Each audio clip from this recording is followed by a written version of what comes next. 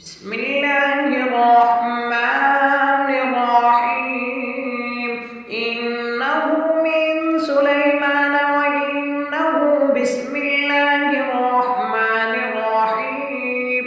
ألا تعلوا علي وأتوني مسلمين قالت يا